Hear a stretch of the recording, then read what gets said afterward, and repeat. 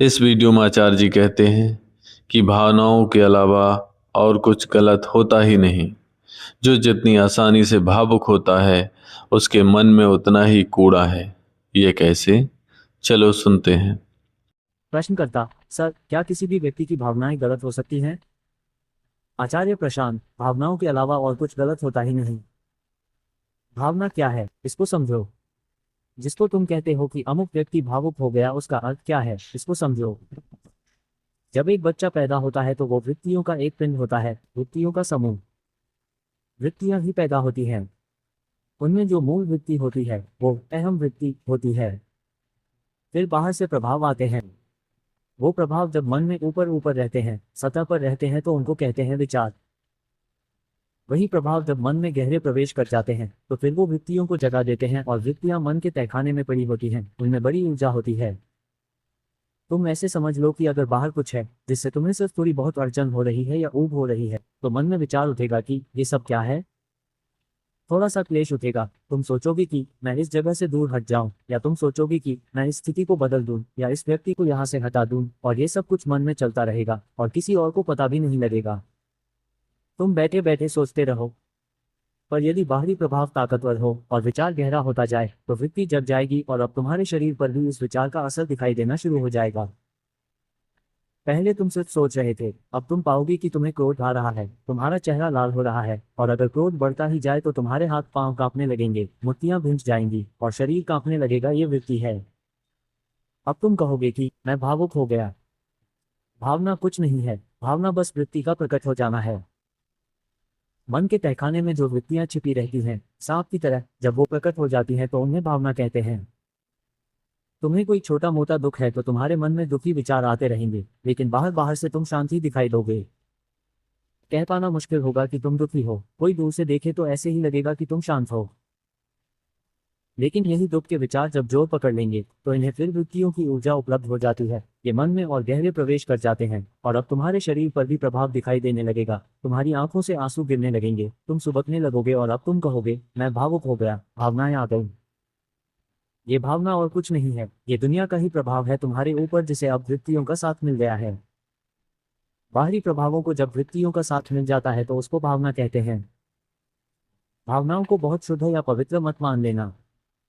ठीक वैसे जैसे विचार दुनिया से प्रभावित होते हैं, बिल्कुल उसी तरीके से भावनाएं भी दुनिया के ही जोर से उठती हैं। विचारों को तो फिर भी काटा जा सकता है, क्योंकि विचारों में जोर कम होता है। तुम विचारों को झिड़क करके दूर कर सकते हो, पर तुमने देखा होगा कि यदि तुम भावुक हो गए तो अब बड़ा मुश्किल हो जाता है। लेकिन चूंकि हम एक ऐसे माहौल में जीते हैं जिसमें समझ के लिए बहुत स्थान नहीं है, तो इसीलिए हमने भावनाओं को बड़ा ऊंचा दर्जा दे दिया है। कोई व्यक्ति तुम्हारे सामने आकर के कहे भर कि ये मेरे विचार हैं, तो हो सकता है तुम उसको बहुत तवज्जो ना दो। लेकिन अगर तुम्हारे सामने कोई आए और रोए और चीखे और चिल्लाए और कहे कि ये मेरी विचारधारा है और मैं इसके लिए जान देने को तैयार हूं, तो तुम बड़े प्रभावित हो जाओगे। तुम कहोगे ये असली आदमी है, देखो ये रो रो कर अपनी बात कह रहा है, इसके आंसू इसके साफ दिल की गवाही दे रहे हैं। जबकि तथ्य ये है कि विचार यदि दूषित होते हैं तो भावनाएं महाप्रदूषित होती हैं। विचारों का तो एक बार फिर भी शुद्धिकरण संभव है। वृत्तियों का शोधन तो बड़ी लंबी प्रक्रिया है, बड़ी तपस्या लगती है उसमें। विचार उठते हैं मन के चैतन्य कॉन्शियस तल से, और भावनाएं उठती हैं मन के अर्ध चैतन्य सबकॉन्शियस तल से। वो मन का तहखाना है जहां पर पता नहीं कितना कितना पुराना कचरा पड़ा हुआ है। तुम्हें पता भी नहीं है वहां क्या क्या पड़ा हुआ है, भावनाएं वहां से उठती हैं। इसी कारण तुम अक्सर समझ नहीं पाओगे कि तुम्हारे भीतर कुछ भावनाएं क्यों उठती हैं। तुम्हें बिल्कुल समझ में नहीं आएगा कि मैं एक खास तरह के चेहरे को देखता हूं तो मुझे क्रोध क्यों आ जाता है, तुम्हें पता भी नहीं चलेगा।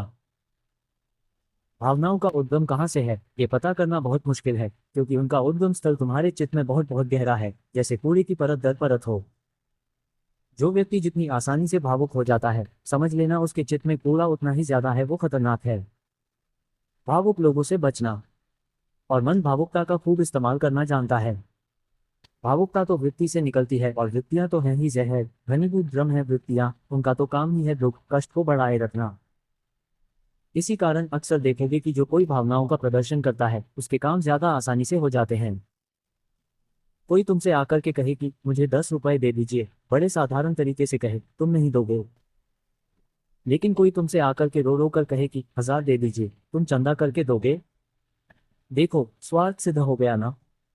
भावनाओं से स्वार्थों की खूब पूर्ति होती है। जो भी कोई तुम्हें गुलाम बनाना चाहेगा, एक बात पक्की मान लेना, भावुकता का प्रदर्शन जरूर करेगा। वो तुम्हारी वृत्तियों को हवा देगा, आग लगाएगा। कोई चाहता है कि तुम चलो और दंगे करो और मर मिटो। कभी देखा है जब लोग भाषण देते हैं तो वो क्या करते हैं? क्या वो भाषण ऐसा देते हैं कि चित्त शांत हो जाए, या वो भाषण ऐसा देते हैं कि वृत्तियां उत्तेजित हो जाएं? वो तुम्हें भावुक करते हैं, क्योंकि भावुक करके ही तुम पर कब्जा किया जा सकता है। और दुनिया में जितने महापाप हैं, वो बिना तुम्हें भावुक किए नहीं किए जा सकते। लोग आते हैं अदालत में अपनी सफाई देने, कहते हैं मैंने कत्ल नहीं किया, मैं भावुकता की रौ में बह गया था। और वो गलत नहीं कह रहे हैं, वो ठीक कह रहे हैं। यही हुआ है, वो कत्ल हो ही नहीं सकता था बिना भावुकता के। खासतौर पर भारत में भावनाओं को बहुत कीमत दी गई है, क्योंकि भावनाओं को कभी समझा भी नहीं गया। और ये बड़े दुर्भाग्य की बात है, क्योंकि भारत ही वो जगह है जहां पर मन को खूब समझा गया है। इससे बड़ी त्रासदी नहीं हो सकती कि आज भारतीयों को पूरी दुनिया भावुक लोगों की तरह जाने। भारतीय भावुक होते हैं क्योंकि भावना क्या है, भूलना नहीं, भारत से ज्यादा किसी ने नहीं समझा। मन का पूरा विज्ञान हमें सदा से स्पष्ट रहा है, उसके बाद भी आज हमारी ये स्थिति आ गई है कि भावनाओं में बहे जाते हैं। भावनाओं में बहने का मतलब है वृत्तियों का दास होना। लेकिन मतलब समझना इसका, मैं तुमसे निर्मम या कठोर होने को नहीं कह रहा हूं।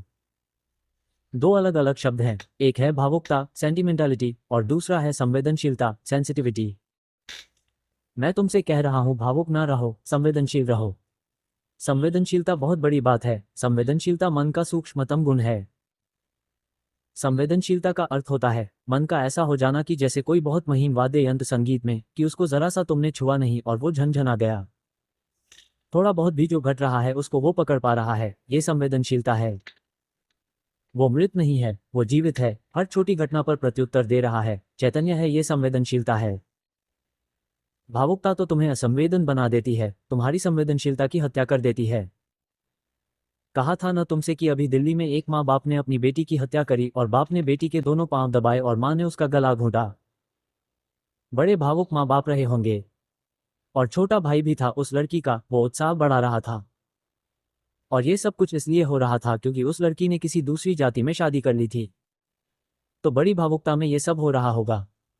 लेकिन संवेदनशीलता, तुम्हारे हाथों किसी की आंखों की ज्योति खत्म हो रही है, संवेदनशीलता है तुम में। तुम देख भी पा रहे हो तुम क्या कर रहे हो। भावुकता खूब है, संवेदनशीलता जरा भी नहीं है। और यही एक भावुक आदमी की हालत हो जाती है, वो बड़ा हिंसक हो जाता है। भावुकता में बड़ी हिंसा है। संवेदनशीलता अहिंसक है, संवेदनशीलता में प्रेम है। संवेदना सीखो, भावुकता नहीं।